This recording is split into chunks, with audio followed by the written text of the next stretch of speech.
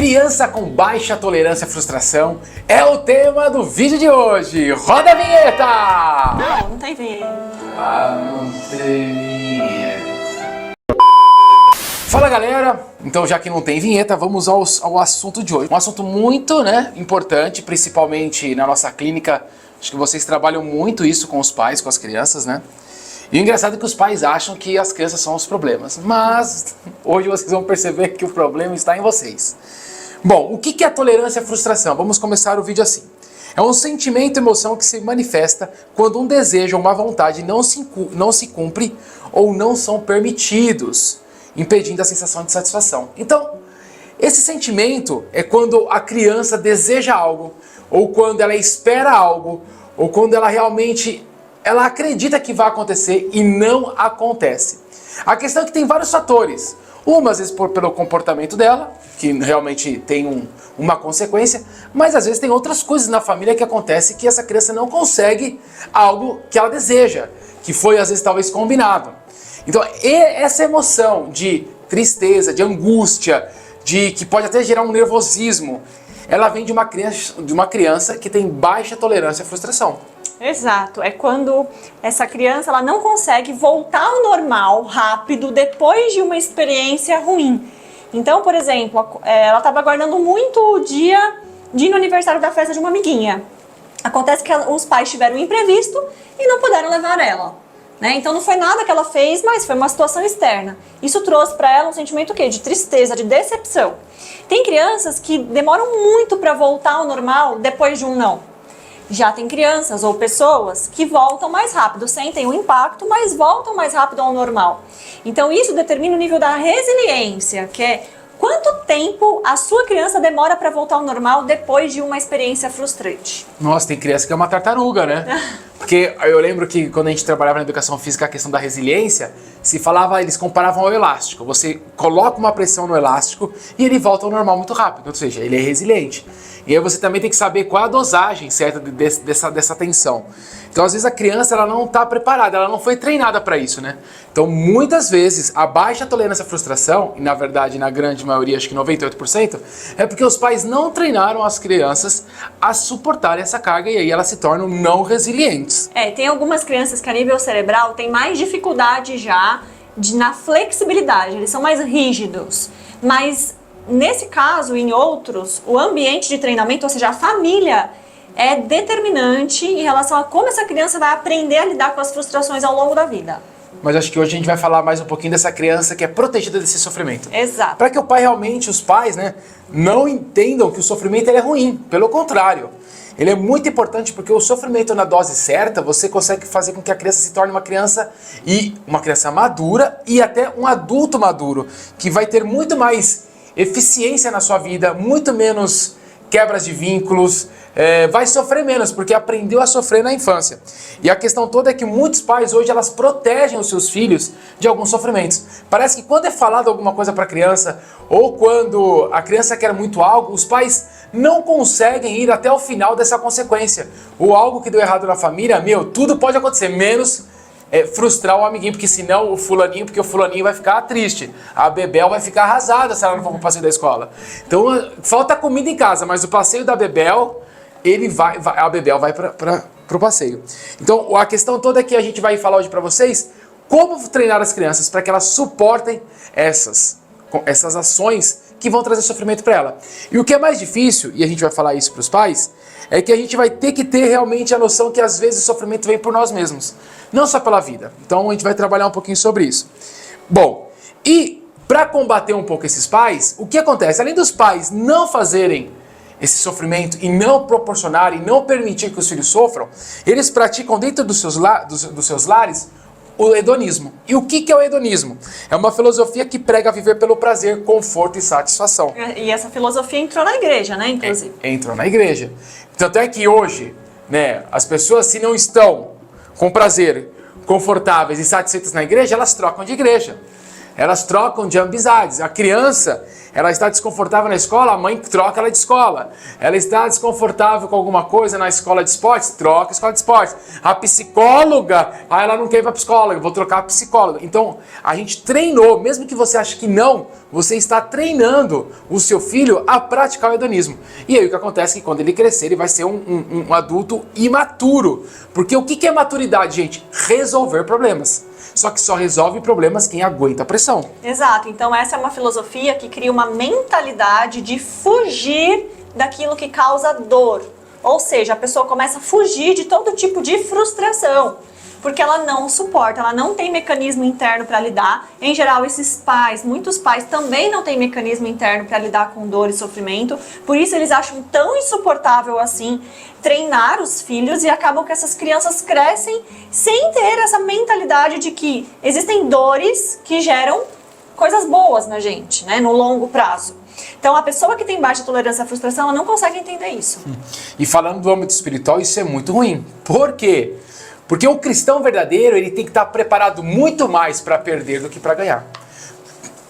Né? Além de que Jesus falou que o sofrimento nós vamos sofrer, então nós temos que ter essa ciência e treinar nossos filhos para esse sofrimento, a nossa recompensa não está aqui, está no céu. Então, o sofrimento que eu passo me garante, né, a chance de eu ser aprovado pelo Senhor e um dia estar na eternidade com Ele.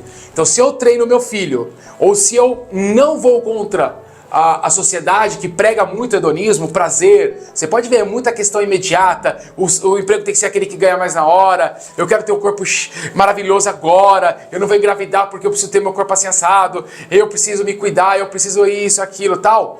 Eu começo a inserir o hedonismo na infância, e ela não, a pessoa que vai praticar o hedonismo na fase adulta, na grande maioria, talvez 100%, não vai conseguir a eternidade. Por quê? Porque não passa pelo sofrimento em pró do corpo de Cristo e não passa sofrimento por um bem maior lá na frente. É isso aí, é muito sério, né? E aí falando do desenvolvimento do ser humano, falando um pouquinho como que esse desenvolvimento acontece no cérebro. No córtex pré-frontal, então aqui na região da testa, né, por trás da testa, quando a gente fala da caixa craniana, a gente tem uma região que chama pré-frontal. Nessa região moram as funções executivas do cérebro, que é a central de controle, né?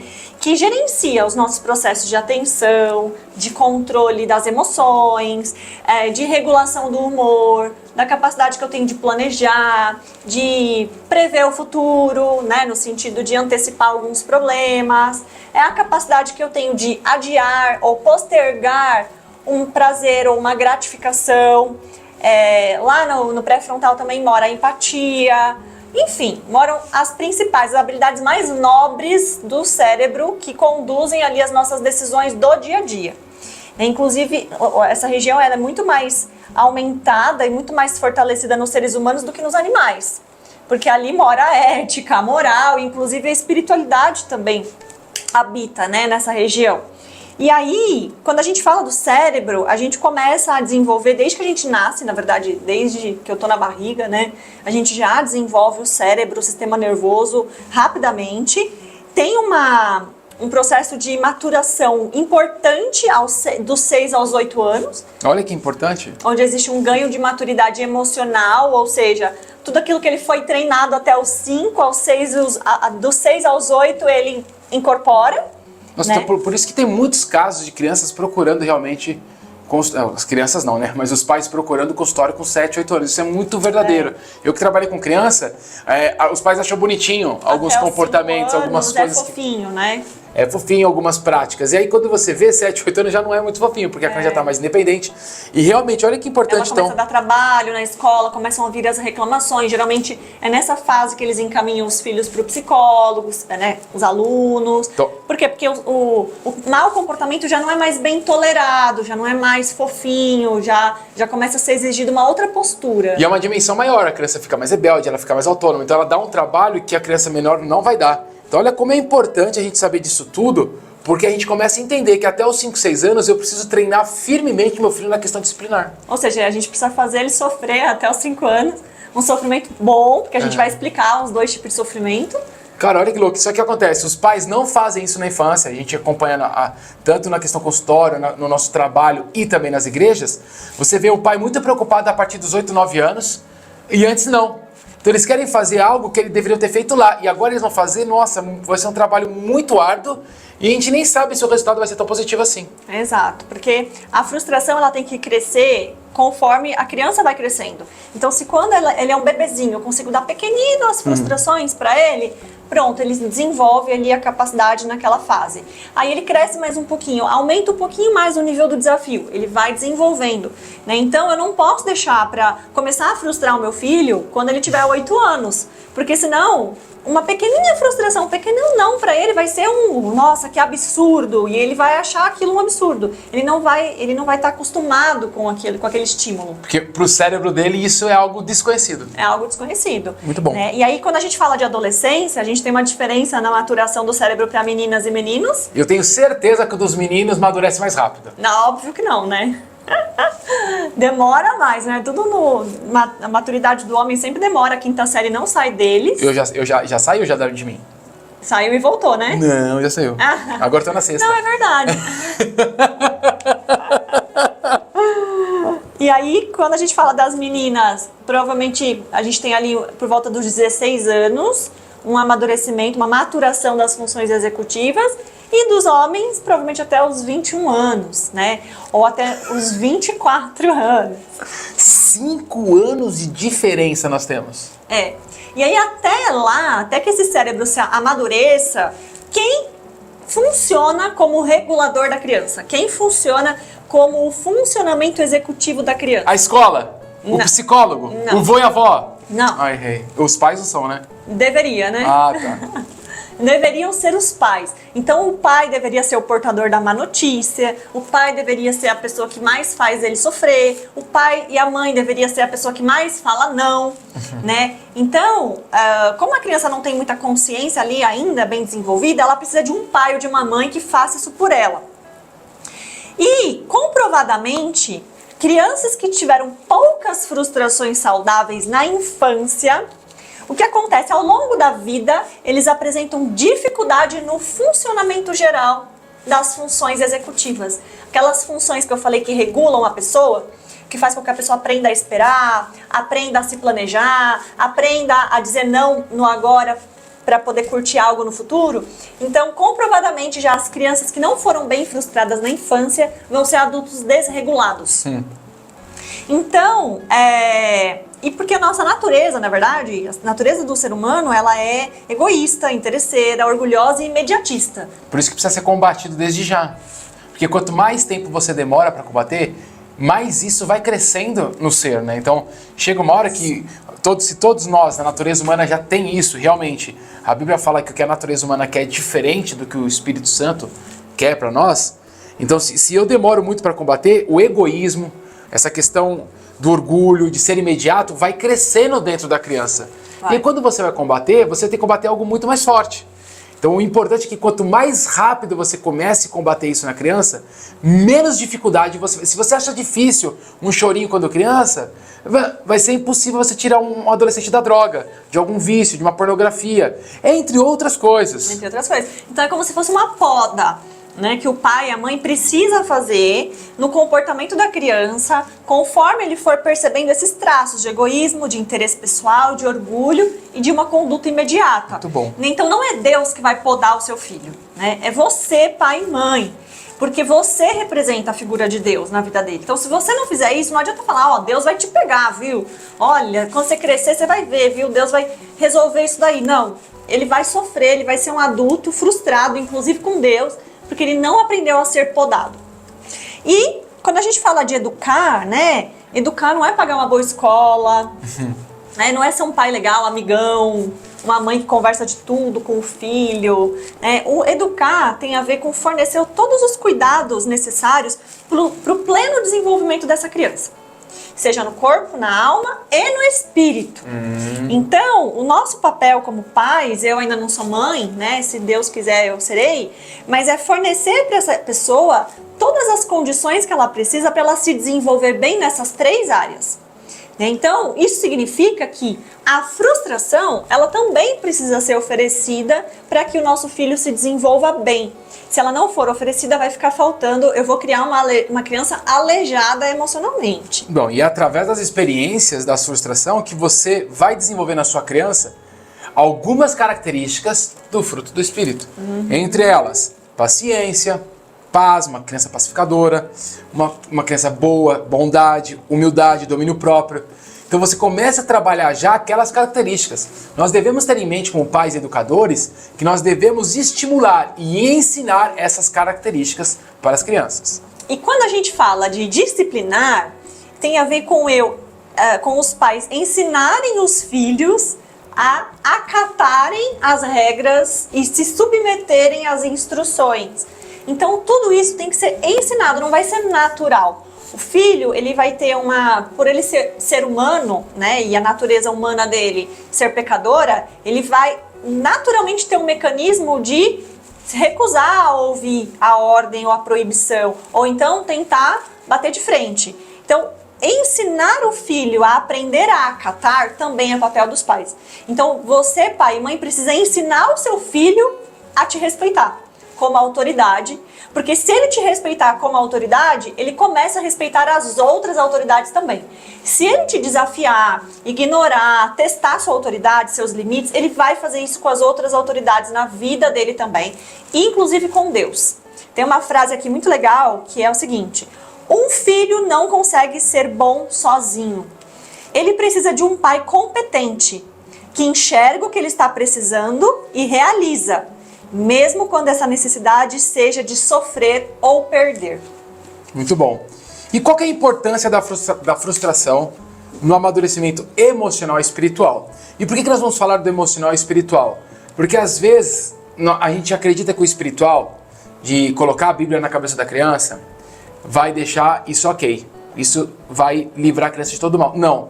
Porque o emocional, o coração é enganoso. Eu preciso combater as emoções para que eu consiga desfrutar do que Deus tem para mim. Porque muitas vezes eu sou um adulto que me saboto.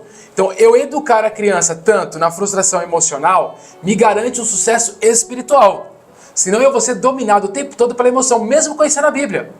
Só conhecer a Bíblia não vai fazer nada, não vai me garantir nada. Porém, um controle emocional e eu conhecer a Bíblia, e aí isso sim faz com que o Espírito Santo trabalhe no meu coração, me convença e eu consigo praticar a palavra de Deus. Existe uma pesquisa, um tempo atrás fizeram, com crianças de 3, 4 anos, uma pesquisa de esperar uma recompensa.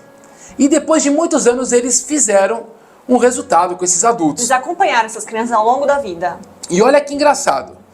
E aí acompanharam durante o crescimento, adolescência, tudo bonitinho. E aí mostrou que os adolescentes eles foram os mais competentes, né, na questão do cognitivo e socialmente também, aquelas que conseguiram esperar a recompensa no teste. E qual a importância da frustração no amadurecimento emocional e espiritual? E por que emocional e espiritual? Porque muitas vezes o emocional atrapalha o trabalho espiritual na criança e no adulto. Então você vê muito adulto por aí, a gente que está congregando na igreja e vai para algumas igrejas, pessoas que sabem muito da Bíblia, mas você vê que o temperamento, a questão emocional atrapalha, porque o coração é enganoso. Nós devemos domar as emoções para que não atrapalhe o trabalho de Deus em nossos corações. E aí com isso o Espírito Santo vai me convencendo. Então por isso que é muito importante a gente trabalhar os dois juntos, porque senão a criança, ela vai até conhecer da Bíblia, mas ela vai ser uma criança muito emocionada. E aí atrapalha o processo. E aí para vocês entenderem bem, um tempo atrás fizeram uma pesquisa muito legal. Eles colocaram várias crianças, né, em momentos separados, com um marshmallow na frente. E eles falavam assim, ó, eu vou sair, se eu voltar e você não tiver, né, comido o marshmallow, eu te entrego o segundo. E aí a pessoa saía, e aí as crianças ficavam lá. Algumas crianças comeram, não aguentavam, mas as outras passavam mal nervoso e tal, e algumas não comiam, algumas assim, acho que a maioria não comeu, mas elas ficavam com vontade, elas superaram, elas conseguiram postergar essa recompensa. E eles acompanharam essas crianças ao longo da adolescência e na fase adulta. E o que acontece é que a pesquisa mostra que os adolescentes que realmente esperavam isso, eles se tornaram muito mais competentes na área cognitiva, na área social e alcançaram um maior desenvolvimento escolar. Ou seja, por eles lidarem melhor com essa frustração, com essa espera e o estresse, eles conseguiram ter relações duradouras, trabalhos melhores. Por quê? Porque eles não saíam por qualquer motivo, eles sabiam que tinha uma recompensa, um casamento, eles começaram a ter... menos índice de divórcio, inclusive. Menos índice de divórcio. Por quê? Porque, tô com mal aqui, eu vou embora. Não, tem uma recompensa maior que tá com a minha esposa, isso é só um momento. Então eles começaram a ver que realmente, aquelas crianças que aprendiam a esperar uma recompensa, elas conseguiam se frustrar mais e se estressar. Porque a vida é cheia de sofrimento. Se eu não me preparo para elas, a vida vai me derrubar. Mas quando eu sei que tem algo maior, algo melhor, e eu estou dizendo até de algo terreno, não estou nem espiritualizando agora, mas essa fase que eu estou discutindo com a minha esposa, vai ter algo depois na frente que vai valer muito a pena? Eu vou segurar, eu não vou terminar o casamento. E aí tem a questão espiritual, porque tudo que nós passamos aqui é para honra e glória do Senhor. Então que nesse sofrimento eu entenda que eu preciso suportar para que um dia eu seja aprovado e eu possa estar com a minha esposa na eternidade, com os meus filhos e com as pessoas que estão próximas a mim.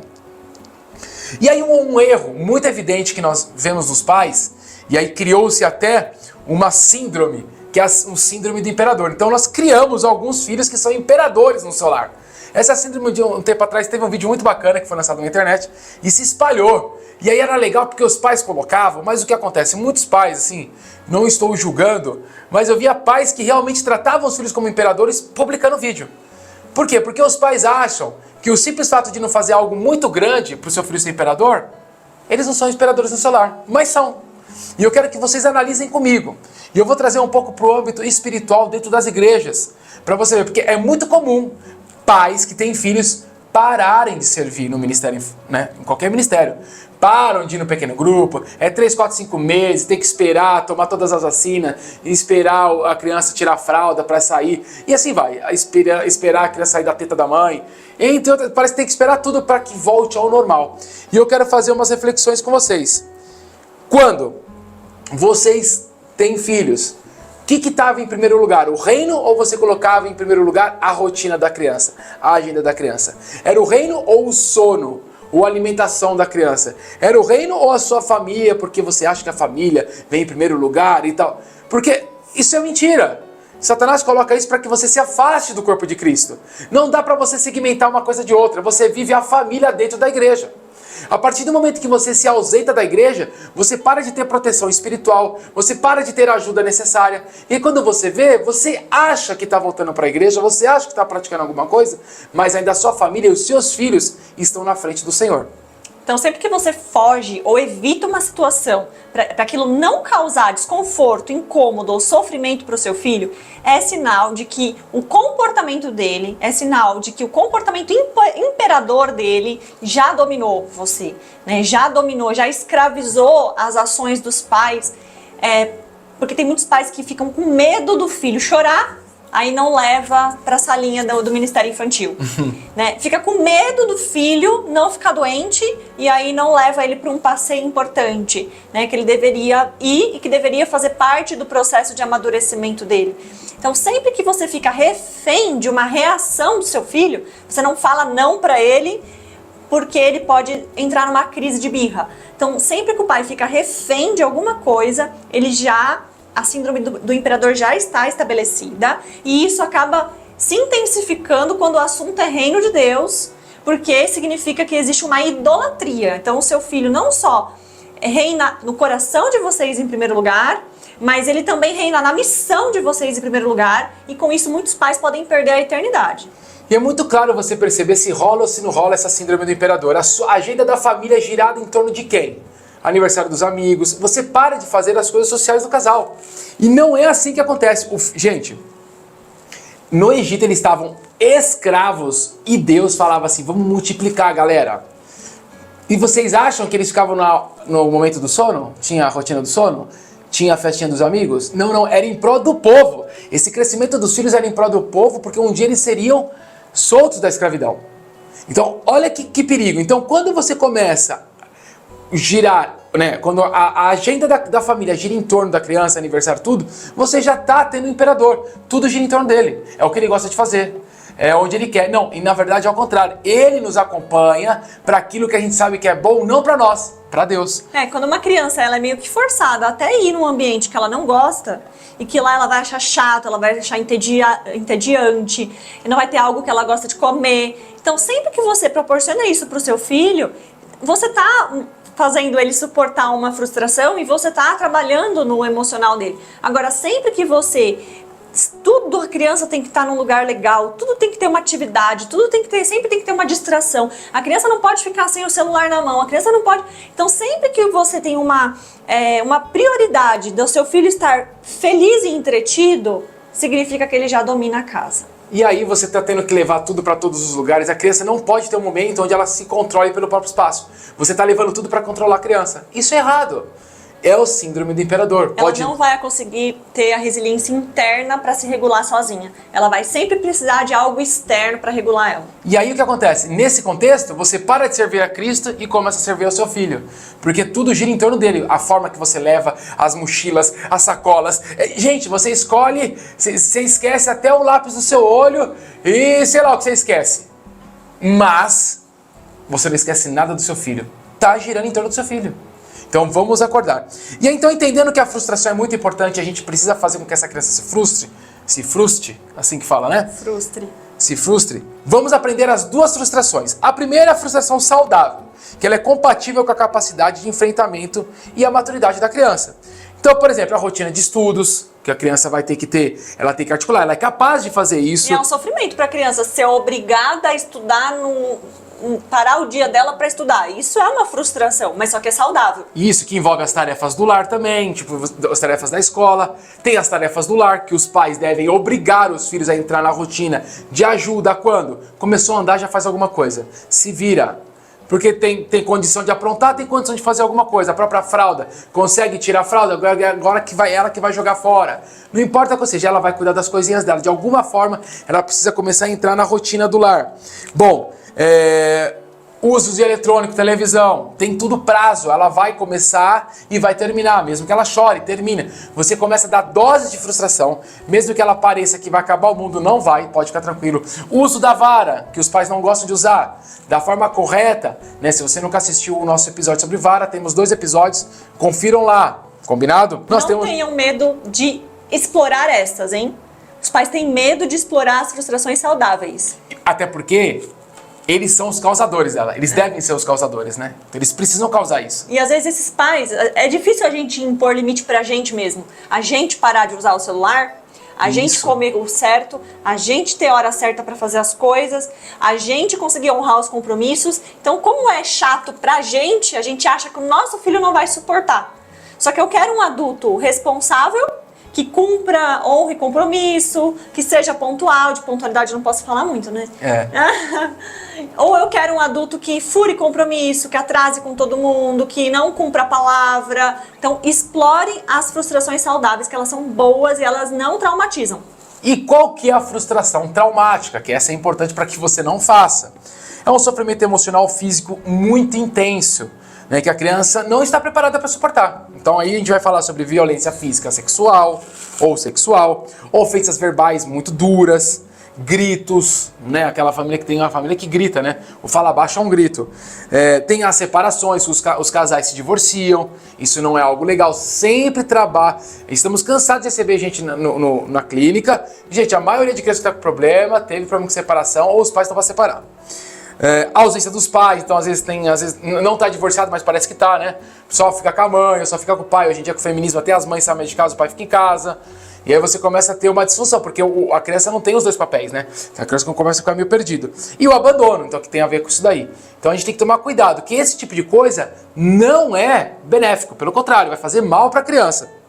E aí tem a culpa também, que às vezes acontece. Explica um pouco sobre a culpa pra gente. O que acontece com a culpa? Por que ela é um vilão? Porque a culpa, ela acontece quando o pai ou a mãe tá passando por alguma dificuldade, né? Seja no casamento, seja no trabalho, alguma dificuldade na vida deles, e aí eles não conseguem gerar frustrações saudáveis para essa criança. Ou então, eles estão gerando uma frustração traumática para essa criança. Por exemplo, os pais se separaram. E aí então esse pai, porque ele não vê a criança mais, ele se sente culpado, ele sabe que ele errou, né? Ele saiu de casa, ele casou com outra pessoa, e tudo isso gerou ali uma ruptura, né, emocional. Então, por causa disso, ele se sente culpado e ele compensa a paternidade dele de outra forma. Como? Tirando as frustrações saudáveis, querendo ser o pai legal, querendo ser o pai que dá presente, né? Ou a mãe, então, que é a amigona, porque ela trabalha, fica o dia inteiro fora. Ela não está fazendo o papel dela como mãe, então ela tem culpa. Então, sempre que o pai e a mãe estão em débito, né? Ou porque estão gerando alguma frustração ruim, ou porque estão deixando de gerar um tempo de qualidade, algo bom, eles acabam se culpando e com isso eles prejudicam a criança. Então a culpa, ela é um vilão, porque sempre que ela aparece, você fica com dó de fazer o que precisaria ser feito. E qual que é a importância de falar sobre frustração? Porque isso é muito importante para você que diz que é uma família cristã. Jesus deixa claro que no mundo teremos sofrimentos, aflições. E aí pensa comigo, quando eu treino meu filho a sofrer, eu vou treinar ele para o mundo de verdade. Porque tem aquele sofrimento que eu plantei o sofrimento, fiz algo errado, sofri. Mas também nós vamos passar no mundo por sofrimentos que são injustos. E aí se eu passo por isso, eu não entendo que Deus está no controle. Eu começo a tentar resolver sozinho. E aí eu paro de depender dele. Olha que incrível está escrito em 1 Pedro, capítulo 2, versículo 19. Se vocês suportarem sofrimentos injustos, sabendo que esta é a vontade de Deus, Ele abençoará vocês por causa disso. O que ele está dizendo? Se preocupe com seus deveres e não com seus direitos. O cristão verdadeiro, ele não pode ficar procurando direito, querer, olha que injusto, olha como eu sou vítima. Não! Ele sabe que tudo que acontece com ele é uma permissão de Deus para que alguém seja levado a ele. Tudo que eu passo nessa terra, eu tenho que entender que é plano do Senhor, ou permissão, para que eu consiga cumprir o plano dele aqui. Quantas vezes Deus usou o meu sofrimento seu para falar com outra pessoa? Quantas vezes um sofrimento de alguém, quando testemunha para a gente, faz a gente encontrar de novo a graça de Cristo, ou ver a graça de Cristo, o poder de Cristo?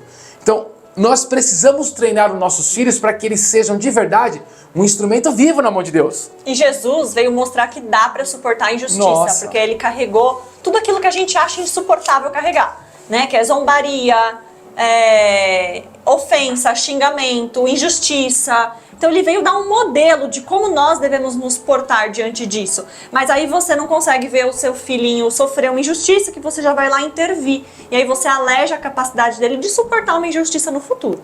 E sabendo que Deus é nosso modelo de pai, vocês têm que aprender porque vocês pais representam a autoridade de Deus.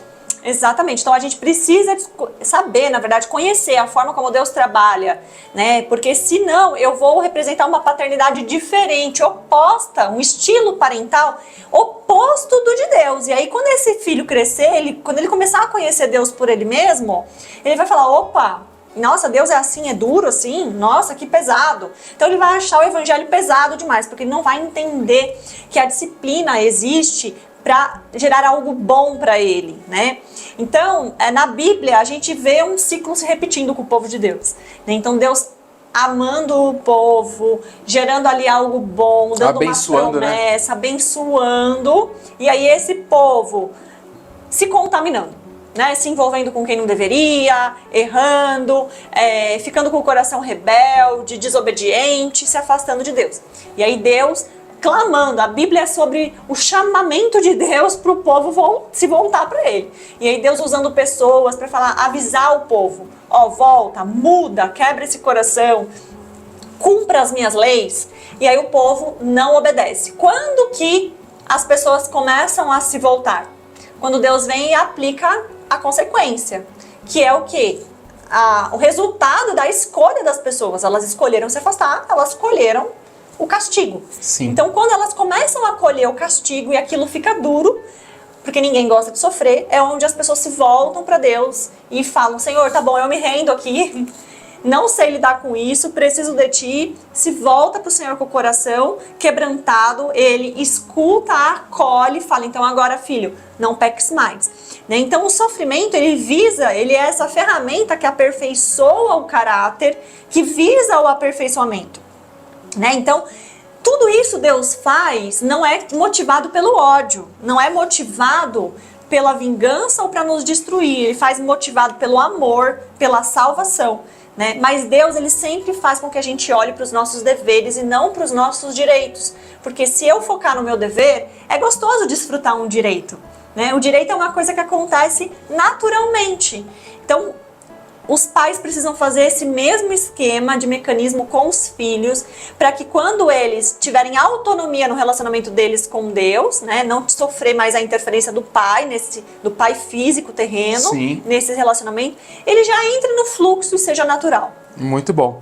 Então vamos a algumas dicas práticas. Elimine todo hábito e prática que gere desequilíbrio e pecado em seu lar. Vou ler um versículo e a Cris pode comentar. O servo do Senhor não deve andar brigando, mas deve tratar todos com educação. Deve ser um mestre bom e paciente, que corrige com delicadeza aqueles que são contra ele, ou seja, os seus princípios.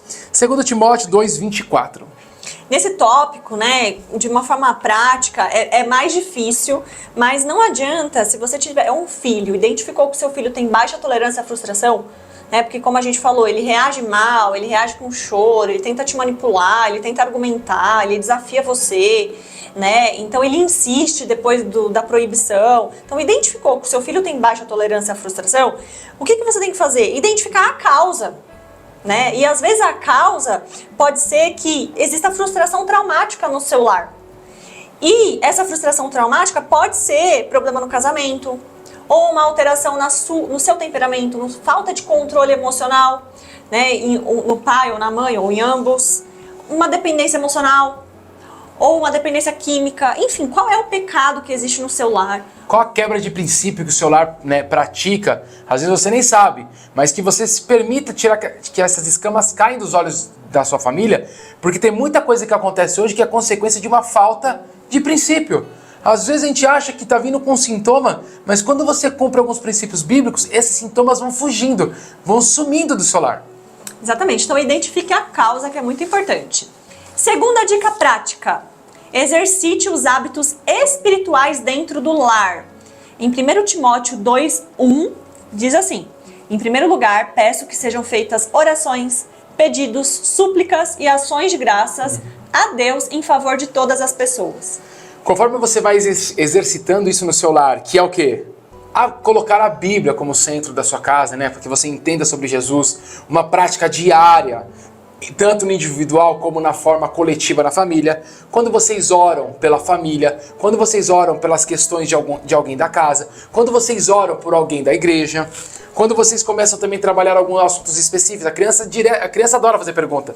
Então a criança chega com algum assunto, alguma coisa que ela contou que aconteceu na escola. Namoro. Namoro. Como que os pais reagem? Menina, não fale isso pro seu pai que seu pai vai ficar doido. Não é assim. O que Deus fala sobre namoro? Na Bíblia não fala, tá, gente? Então, mas o que acontece sobre isso? Quais são os princípios? Quais são os princípios? Então, que você deve cumprir nessa fase? O que é isso? Qual a idade melhor para fazer isso? Então, o que a palavra traz sobre relacionamento? Sobre um futuro casamento? Porque quem namora e noiva é para casar. Então, o que significa isso? Então, à luz da palavra, o que significa? O que você pode aprender com isso? Então, você precisa trazer todos esses assuntos. Ah, eu apanhei hoje, bati na amiga. Você bateu na amiga, você retrucou? O que a palavra diz? O que tem que fazer? Então você tem que trazer isso à luz da palavra. E aí isso vai fazendo sentido para a criança, porque ela vai viver aquela prática do princípio e o que aquilo vai trazer para ela no futuro, que são coisas boas. Existem leis de Deus que dão para ser aplicadas em todas as áreas da nossa vida, em todos os problemas, em todas as situações. Mas a gente precisa saber, conhecer, e é desde a infância que a gente precisa começar a estudar. Irem à igreja com disciplina, de forma regular, com prazer de estar no corpo de Cristo. Porque também se tem família que vai, mas gente, parece que está indo para a Cova dos Leões.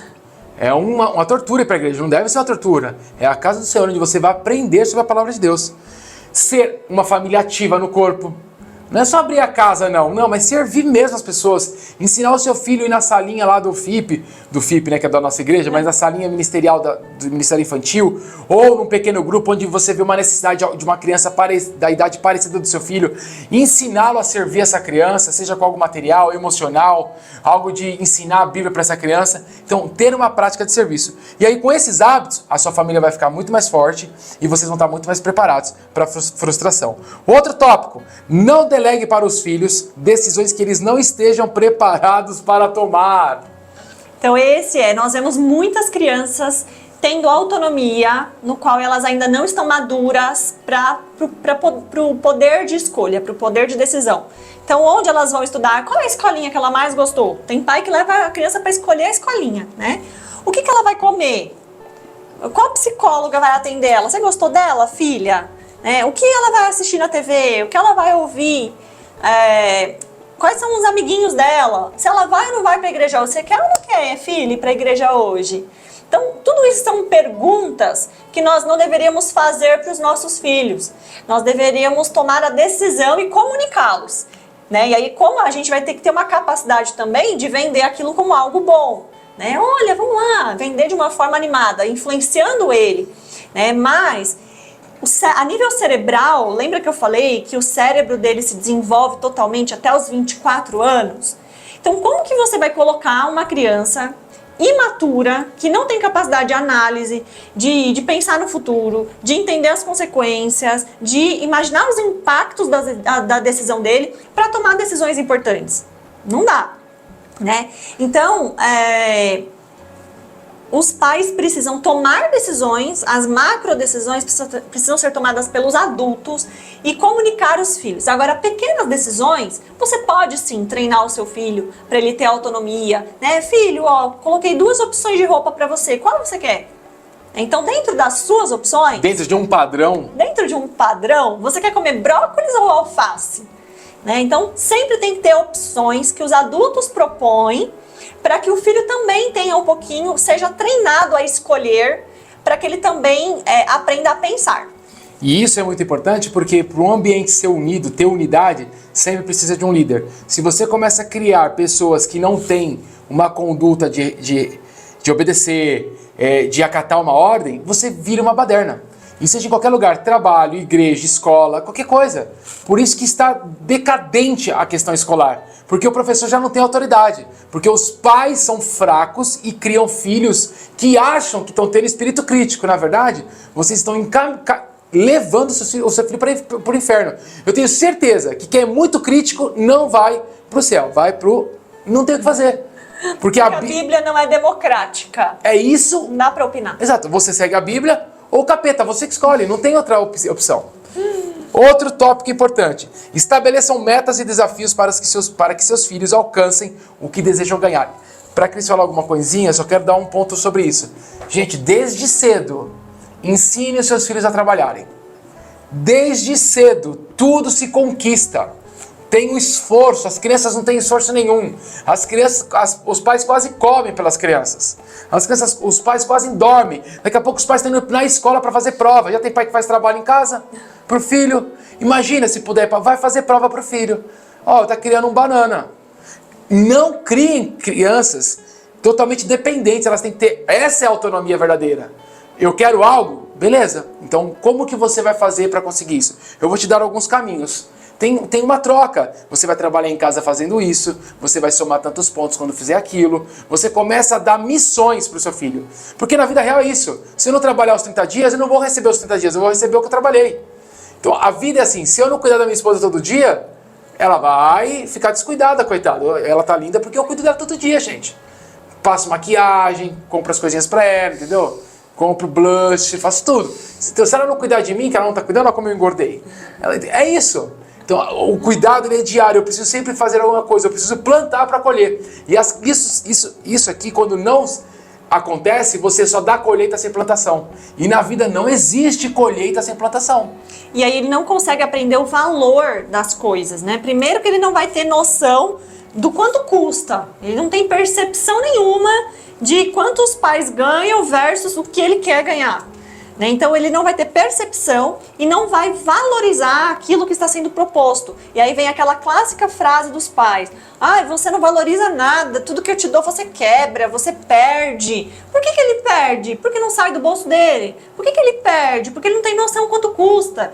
Porque ele não teve contato com a realidade. A partir do momento que ele começar a ter metas, a ter que trabalhar, ser envolvido em tarefas para ganhar, e ele ganhar de acordo com o que ele merecer.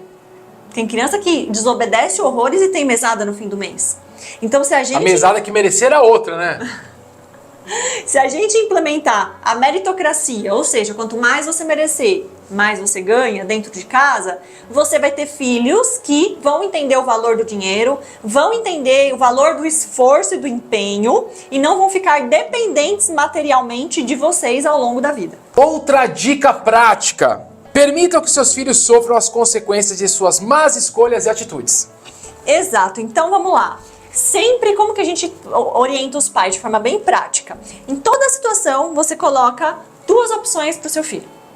Então, opção 1. Filho, você prefere desligar a televisão agora e aí você poder jantar, tomar banho e ter 2 horas para brincar, voltar a jogar e ter 2 horas livres antes de dormir? Ou você prefere ver televisão agora um pouco mais, né, extrapolar o horário que a gente combinou e depois da janta, do banho, não fazer mais nada até a hora de dormir, porque você não vai ver mais nada. Você vai ficar deitado na sua cama, virado pro teto. Qual dessas duas você prefere?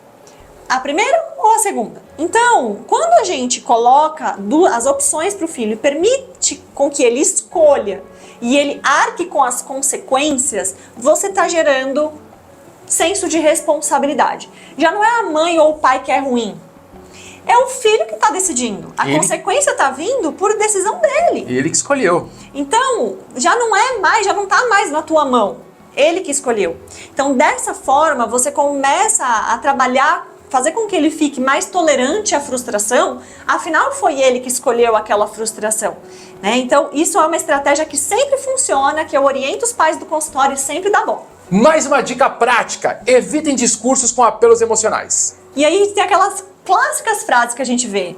Nossa, desse jeito você vai me matar. Eu não vou aguentar, como eu tô decepcionado com você, eu trabalho tanto para você fazer isso, né? Então aquelas frases carregadas de mágoa, de intensidade, que a gente ouve e fica até chateado, né? Tudo isso, gente, não gera tolerância à frustração, não gera resiliência, é apenas uma historinha triste que você conta pro seu filho, mas não vai gerar mudança de comportamento. E outra, o pai tem que estar preparado para a disciplina. Fez o filho, foi gostoso, aí nasceu. Gente, nasceu, você tem que trabalhar antes sobre isso. Quando você vai ler livros sobre filhos, livro bom, ou quando você lê a Bíblia, só tem disciplina. Então, eu preciso estar preparado para esse momento. Eu não posso deixar com que nada afete minha emoção no momento disciplinar do meu filho. Isso é muito importante. E a última dica é: não fique sem conversar ou olhar para a criança após um erro. Então é muito comum também, depois de pais brigarem com os filhos, né, ficar aquele climão, um sem falar com o outro, pai de cara virada, ignorando o filho, eu vou dar um gelo nele, né? Isso não é bíblico, a gente não vê Jesus dando gelo nos discípulos, né? Então, não é legal. O que você está ensinando é uma atitude de orgulho, ou seja, se você me magoar, eu fico sem falar com você. Então, você está modelando nele uma característica que vai dar problema para ele, porque se lá na frente ele for ficar sem falar com a esposa, for ficar sem falar com o chefe, isso só vai trazer prejuízos. Então, o pai e a mãe tem que ser maduro, primeiro, para não ficar sem falar com a esposa, né, e marido, porque o filho está observando. Exato. Então, não pode ter torta de climão na casa. E também não pode ficar sem falar com o filho, sem olhar no olho, porque isso é falta de maturidade e não muda o comportamento. E resumindo, pais, é o seguinte: vocês precisam disciplinar e castigar os filhos, pois Deus faz isso com quem Ele ama. A palavra castigo foi romantizada. Esse negócio de não ter castigo, que a criança não entende não, só está na Bíblia do capeta. A Bíblia de Deus não está escrito isso. Em Hebreus 12, 6 ou 7 você vai ver. Tem a questão disciplinar e o castigo. Precisa. Isso, a gente quer falar consequência só para mudar a palavra. Gente, balela. É balela. Quem está indo nisso, já se perdeu do Evangelho. Não existe, está relativizando o Evangelho. Porém, se não houver amor, nada vai adiantar. Então, o pai ele precisa disciplinar, castigar sim, da forma correta. Da forma que realmente vai fazer sentido, que tem uma explicação bíblica. Porque, e isso é o amor. O amor, ele vai transitar sobre todas as disciplinas e correções que você precisa fazer para o seu filho. Quando você vai em 1 Coríntios 13, lá está falando que você pode fazer o que for. Se não tiver amor, não adianta. Só que não é amor de sentimento. Não, é amor de... Cara, é o amor de Cristo. Ele fez o que fez porque sabia que era o correto, que traria a salvação. Então tudo que eu falo sobre disciplina, tudo que nós falamos, agora precisa ser aplicado no seu lar através do amor de Cristo. Muito bom. Galera, Deus abençoe e até a próxima. Valeu!